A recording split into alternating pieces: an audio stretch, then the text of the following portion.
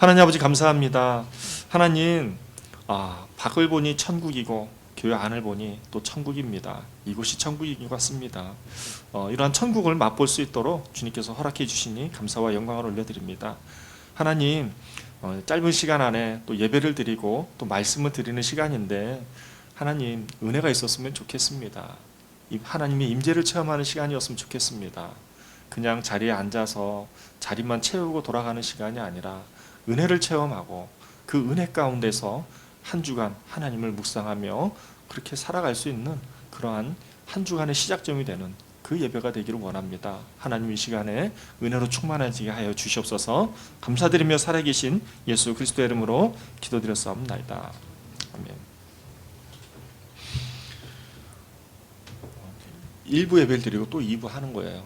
똑같은 말씀을 가지고 오전에는 굉장히 컴팩트 있게 줄여서 했고 이 시간에는 늘려서 해야 되는데 늘려서 하면은 아주 환한 대낮인데 저녁 같은 느낌이 들 것 같아서 동일하게 좀 컴팩트하게 좀 줄여서 말씀을 나누려고 합니다. 오늘 말씀 사실은 주보 내용은 오늘 큐티 본문 말씀의 제목을 갖고 있었는데 제가 어제 저녁에 이건 아니지라고 해서 제가 제목을 바꿨어요. 그래서 이해할 수 없는 일을 겪을 때라는 제목을 가지고 저희들이 말씀을 나누려고 합니다. 오늘 말씀을 통해서 저와 여러분들이 큰 은혜를 받았으면 좋겠습니다. 오늘 말씀은 욥의 친구하고 욥의 친구들이 있었죠. 욥이 고난을 당했어요. 욥의 자녀들도 다 잃고 가지고 있는 돈도 다 잃고 그래가지고 몸도 상하게 됐어요. 그러한 고난을 당하고 있었을 때에 친구들이 위로한다고 왔어요. 친구들이 누구 왔냐면은 3명의 친구가 왔는데 첫 번째로는 엘리바스 갑자기 생각이 안 나네요. 엘리바스. 두 번째로는 빌닷. 그래서 세 번째 친구는 다음 주에 제가 알려드릴게요. 엘리바스하고 그다음 빌닷인데 엘리바스가 욥을 인과응보 차원에서 욥을 판단했어요. 그리고 지적했죠. 그랬을 때 욥이 하나님께 가지고 나와서 탄식했어요. 하나님께 탄식했는데 뭐라고 탄식했는가? 하나님, 나 좀 내버려 두세요. 나 힘들어 죽겠어. 그러니까 하나님, 나 좀 내버려 두고 나 얼마 살지도 않는데 굳이 날까지 감시할 필요가 뭐가 있어요? 라고 하나님께 탄식해요. 이게 욥기서 7장 15절하고 20절 말씀의 내용이에요. 그래서 PPT 7장 15절에서 15절과 20절 말씀 어떻게 되는지 다 같이 한번 읽어볼게요. 시작. 저는 싫습니다. 제가 영원히 살 것은 아니지 않습니까? 저를 내버려 두십시오. 제가 살 날은 한낱 입김일 뿐입니다. 20절. 사람을 감시하는 분이시여 제가 잘못했다 하여도 당신께 물을 해를 끼칠 수 있습니까? 무슨 말이에요? 욥이 한탄하는 거예요, 하나님한테. 아니 엘리바스에게 막 얘기 듣고 하나님께 탄식하는 거예요. 탄식의 핵심이 뭐예요? 날 좀 내버려 두세요. 왜 날 가지고 이러세요? 이러는 거예요.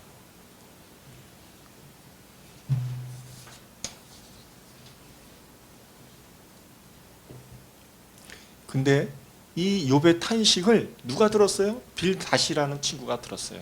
빌닷이 딱 듣고 빌닷이 가만히 있냐? 그렇지가 않죠. 빌닷이 뭐라고 얘기합니까?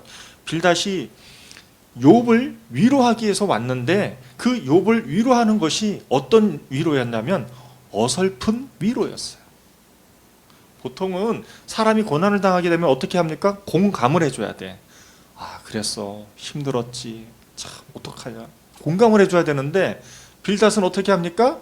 그 얘기를 욥의 탄식을 딱 듣고 욥의 고난 상황을 딱 처한 걸 보고서 빌닷은 이렇게 말합니다. 네가 죄를 지었잖아. 자식들이 죄를 지었으니까 자식들이 죽게 된 거야. 뭐예요? 판단을 한 거야. 판단을 하니까 어떤 게 생겨요? 해결책이 나오는 거야. 어떻게 해결책이 됩니까?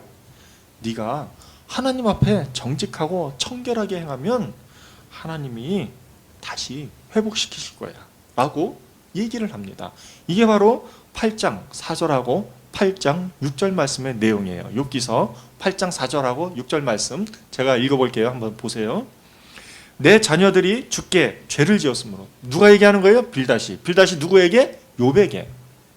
아, 이거 무서운 얘기예요. 내 자녀들이 주께 죄를 지었으므로 주께서 그들을 그 죄에 버려 어떻게 해요? 두셨나니. 그리고 나서 8장 6절 말씀 뭐라고 얘기합니까? 또 청결하고 정직하면 뭐예요? 하나님 앞에 정직하면 하나님이 반드시 너를 돌보시고 내 의로운 처소를 평안하게 하실 것이다 라고 얘기하는 거예요. 여러분 이 얘기 들으면 열 받을까요? 안 받을까요? 열 받는 게 정상이에요. 그런데 이 어설픈 위로를 하는 게 여기서 끝이질 않아요. 그 근거를 얘기해요. 근거. 빌닷이 자기가 한 얘기가 마치 의롭다라는 듯이 마치 내 말이 맞아, 내 말은 틀림없어 라고 딱 얘기하면서 그 근거가 되는 얘기를 하는데 그 근거가 되는 얘기가 바로 어떤 얘기입니까? 하나님은 공의로우시다는 거예요. 하나님은 정의로우시다는 거예요. 그 하나님의 공의로움과 하나님의 정의로움이 어디에 나타나는가? 선조들의 증언에서부터 나오게 된다는 거예요. 그게 바로 8장 8절에서 10절 말씀의 내용이고 이 빌닷의 어설픈 위로가 특별히 하나님의 정의로 욥을 판단하는 도구로 쓰임을 받았다는 거예요. 이게 문제예요. 아무리 옳고 좋은 말이라 하더라도 상대를 판단하는 말로 쓰임을 받으면 그건 옳은 게 아닌 것이죠. 8장 13절에서 15절 말씀의 내용인데요. 이렇게 되어 있어요. 하나님을 잃어버리는 자의 길은 다 이와 같고 저속한 자의 희망은 무너지리니 라고 되어 있어요. 그리고서 14절 15절에 보면 뭐라고 되어 있냐면은 그런 사람이 믿는 것은 끊어질 줄에 지나지 않으며 의지하는 것은 거미줄에 지나지 않는다. 기대어 살고 있는 집도 오래 서 있지 못하며 굳게 잡고 있는 집도 버티고 서 있지 못할 것이다. 이게 무슨 말이냐면은요. 욥이 가지고 있던 그 소유 있잖아요. 너가 빌닷이 욥에게 얘기하는 거예요. 네가 너의 소유물을 의지함으로써 하나님을 잊어버린 것이다 라고 판단하고 있는 거예요.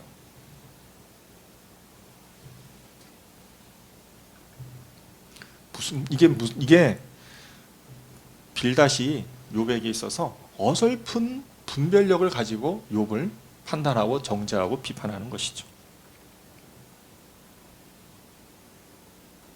그러면서 빌닷은 욥에게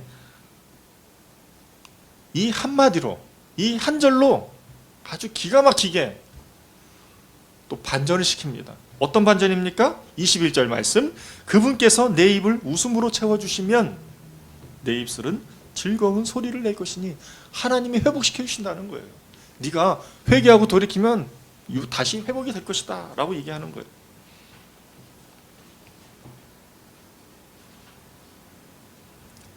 그리고 나서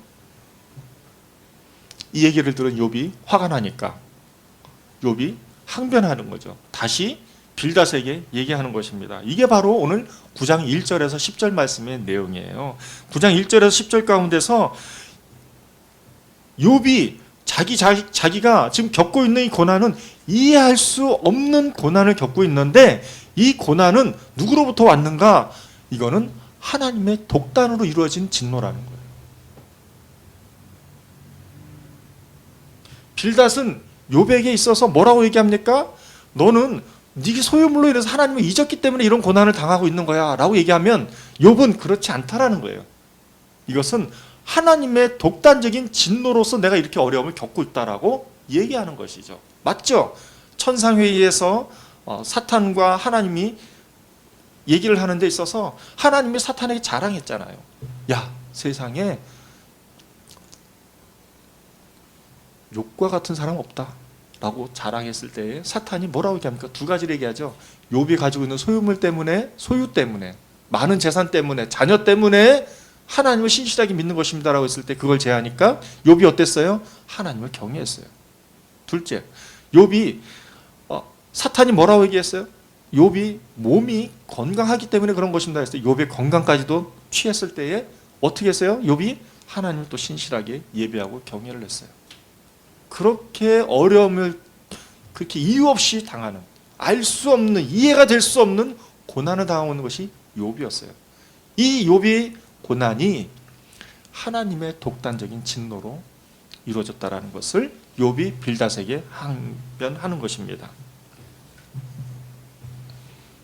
저는 이 말씀을 묵상하는 가운데서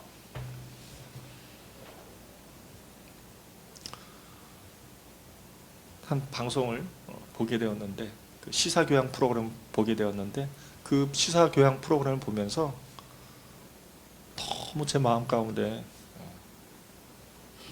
안타까움으로 다가왔어요. 그것이 누구냐면 어느 한 여가수의 인생을 조명했는데, 그 인생을 조명하는 가운데서 두 번의 실패와 맨 마지막으로는 건강이라고 하는 연약한 부분까지 건드려지는 고난이 찾아왔고, 그 고난 가운데서 이 여가수가 그것을 어렵게 버텨나가고 있는 그런 삶을 조명한 것이었습니다. 이 여가수는 13살에 가수가 되었고, 13살에 가수가 되면서 29번의 10대 가수상 수상한 여가수예요. 실력이 있는 가수죠. 조용필의 버금가는 여자 가수래요. 누굴까요?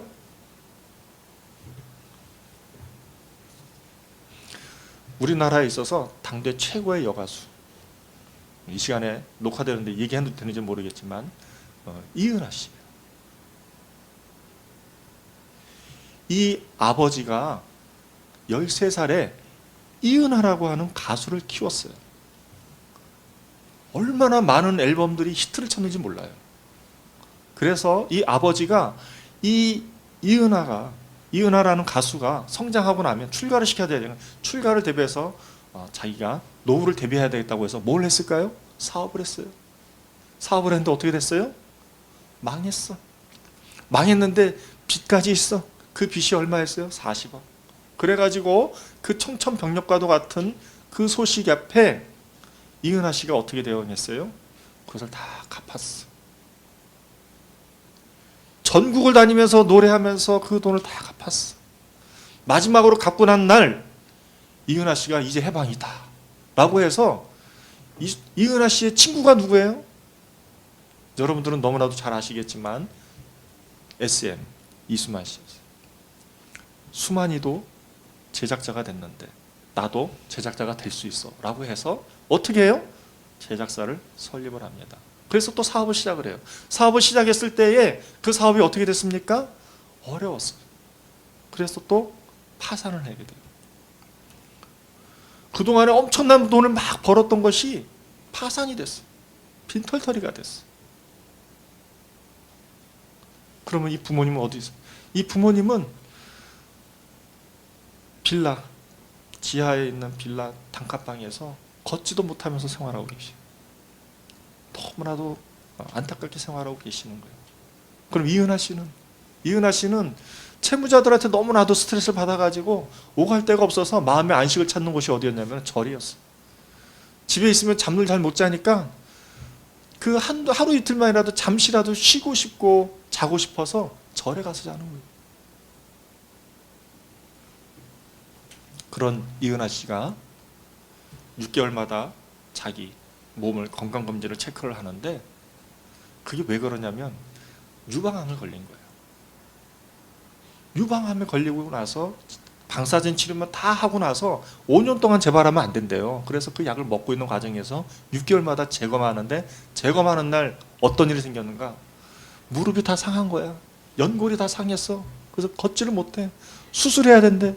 그래가지고 그 병원 앞에서 눈물 뚝뚝뚝 흘리는 그 모습이 제가 보게 된 거예요.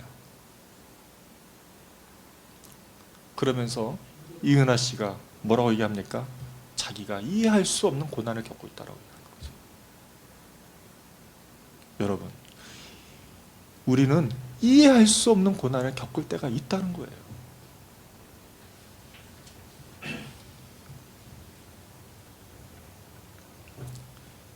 구약 시대에 히스기야 왕이 있습니다.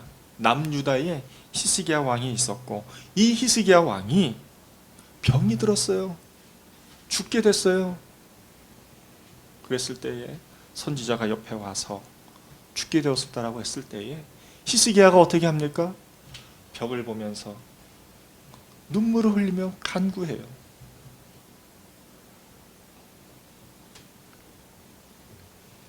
그렇게 하나님 앞에 간절히 간구하고 나서 어떤 일이 생깁니까? 히스기야 왕이 기적적으로 그 병이 치유가 됩니다. 그리고 나서 히스기야 왕이 고백하는 자신의 고백을 얘기해요. 그게 바로 이사야서 38장 17절 말씀의 내용이에요. 다 같이 한번 17절 말씀 함께 읽어. 17절 말씀만 읽어볼게요. 시작. 보옵소서, 내게 큰 고통을 더하신 것은 내게 평안을 주려 하심이라. 주께서 내 영혼을 사랑하사 멸망의 구덩이에서 건지셨고 내 모든 죄를 주의 등 뒤에 던지셨나이다. 내가 겪고 있는 고난이 뭐였다고요? 히스기야 왕의 고백이에요. 뭐예요? 평안을 주려 하심이라. 평안을 주시기 위함이었고, 또 하나는 구덩이에서 건지시기 위함이었다는 거예요.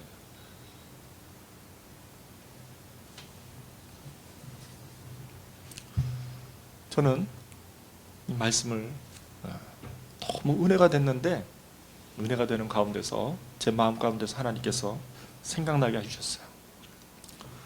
제 은사님이시죠. 송준인 교수님, 총신대 교수님이시죠. 송준인 교수님께서 번역하신 책이에요. 그게 뭐냐면 고통이라는 선물이에요. 그 고통이라는 선물은 저자가 누구냐면 필립 얀시하고 폴 브랜드라고 하는 그런 외과 전문의이면서 나병 환자 전문의예요. 그분이 쓴 책이 바로 고통이라는 선물이에요. 폴 브랜드 박사는 50년 동안 나병 환자에 대해서 전문가예요. 그 사람이 50년 동안 자기가 모든 것을 겪었던, 정말 무수히 많은 나병 환자를 겪었던 그 환자들을 보고 깨달은 것이 뭐냐면 그게 바로 이 책 제목이에요. 고통은 선물이라는 거예요. 그 책의 앞부분에 보면 짤막하게 이런 스토리가 나오는데, 이게 폴 브랜드 박사에게 있어서 굉장히 큰 충격을 주는 내용입니다. 그 내용을 제가 잠깐 소개를 좀 해보겠습니다. 어느 집에, 그냥 일반적인 집이에요. 일반적인 집에 아빠는 출근하고 있고 엄마는 부엌에서 요리하고 있고 아이는 그 앞에서 놀고 있는 거예요. 아이가 재밌게 놀고 있어요. 그래서 엄마가 요리하는 가운데서 또 자녀를 보잖아요. 자녀를 이렇게 딱 쳐다보니까 아이가 너무 해맑게 놀고 있는 거야. 너무너무 재밌게 놀고 있어서 엄마가 안심이 됐어요. 안심이 돼서 엄마는 또 계속해서 아이들에게 또 남편에게 요리를 해주려고 요리를 하고 있었는데, 이 엄마가 요리를 하다가 다시 아이가 노는 것을 보게 됩니다. 그래서 다시 아이가 노는 모습을 유심히 쳐다봤어요. 근데 이 아이는 여전히 해맑게 천진난만하게 놀고 있는 거예요. 그림을 그리면서 놀고 있었어요. 엄마가 그 모습을 보고 충격을 빠졌어요. 요리하다 말고서 충격받은 거예요. 무슨 일 때문에 충격을 받았을까요? 이 엄마는 이 아이에게 이 아이가 재밌게 놀라고 물감을 사준 적이 없었던 거야. 근데 이 아이는 물감을 가지고 놀고 있는 거야. 무슨 일이 생긴 거예요? 이 엄마가 충격에 빠져가지고 이 아이가 노는 곳으로 가까이 가게 됩니다. 가까이 가게 됐을 때에 이 아이는 여전히 천진난만하게 놀고 있어. 엄마는 이 아이가 노는 모습을 보고 충격을 받았어요. 왜? 이 아이는 엄마가 사주지 않은 그림 물감으로 놀았던 것이 아니에요. 자기의 살을 뜯어서 피를 흘려가지고 그 피를 그림을 그리면서 놀고 있었던 거예요. 그랬을 때에 이 엄마가 충격에 빠져서 누구에게 갑니까? 폴 브랜드 박사에게 갑니다. 폴 브랜드 박사에게 갔을 때에 폴 브랜드 박사가 이 아이 엄마 얘기를 다 듣고 이 자녀가 그렇게 하지 말라고 붕대를 싸주면 붕대를 풀어서 또 다른 살로 해서 피를 내가지고 그림 그리고, 그렇게 해서 아무리 말려도 이 아이는 자신의 살을 뜯어서 피를 내서 노는 거예요. 이 펄 브랜드 박사는 이 얘기를 듣고 깨달은 거예요. 지나온 모든 의료과, 지나온 자신의 의료 경험을 통틀어서 한 단어로 표시한 게 바로 고통을 겪는 게 얼마나 큰 축복인가, 얼마나 큰 선물인가라는 것을 알게 되었다는 거예요. 사랑하는 성도 여러분, 사랑하는 동역자 여러분, 우리가 진로 문제 때문에 얼마나 고통을 겪어요. 또 우리가 우리 안에 많은 고민들이 있잖아요. 그거 빨리 해결하려고, 이거 빨리 없어져야 되는데, 하나님 도대체 왜 이거 언제까지 이거 가지고 나 씨름해야 됩니까? 나 이거 빨리 벗어나고 싶어요 라고 하잖아요. 근데 그 고통이 선물이라는 거예요. 아, 하나님 나 빨리 성공하고 싶은데, 나 빨리 사업에서 성공해야 되는데, 내가 정말 좋은 학교 좋은 성적 받아야 되는데, 이런 갈등과 고뇌를 하잖아요. 그게 고난이고 고통이었을 때에 그 고통이 뭐라고요? 선물이라. 왜?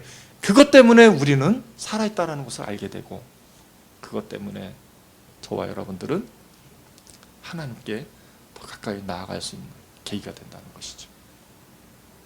안 그러면 어떻게 됩니까? 우리가 스스로 죽게 된다는 거예요.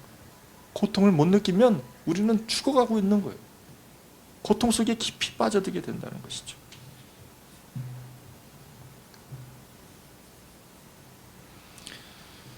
그래서 시편 기자는 이렇게 말합니다. 시편 기자 116편에서 3절에 4절 말씀해 보면 이렇게 되어 있습니다. 제가 읽어보겠습니다. 사망의 줄이 나를 두르고 수월의 고통이 내게 이름으로 내게 환난과 슬픔을 만났을 때에, 뭘 만났을 때요? 환난과 슬픔을 만났을 때에, 시편 116편 4절 말씀 다 같이 한번 읽어볼까요? 시작. 내가 여호와의 이름으로 기도하기를 여호와여 주께 구하오니 내 영혼을 건지소서 하였다. 우리가 알 수 없는 고난을 만났을 때에, 이해할 수 없는 고통을 겪었을 때에 하나님께서는 저와 여러분들에게 뭐라고 권면하고 있습니까? 내 영혼을 건지소서라고 기도해야 한다는 것을 가르쳐주고 있는 것이죠. 오늘 말씀 정리하면, 욥은 친구들로부터 판단과 정죄를 받았어요. 인과응보적인 원인이 있고 결과에 따른 그런 비난과 비판을 받았음에도 불구하고 욥은 친구들에게 항변하기보다는 자신이 겪고 있는 고난이 하나님의 독단적인 진노로 인해서 지금 어려움을 겪고 있다라고, 세상은 이해할 수 없는 고난을 자기가 겪고 있는 것이다라고 항변하고 있는 것이죠. 그랬을 때 이게 뭐라고 얘기합니까?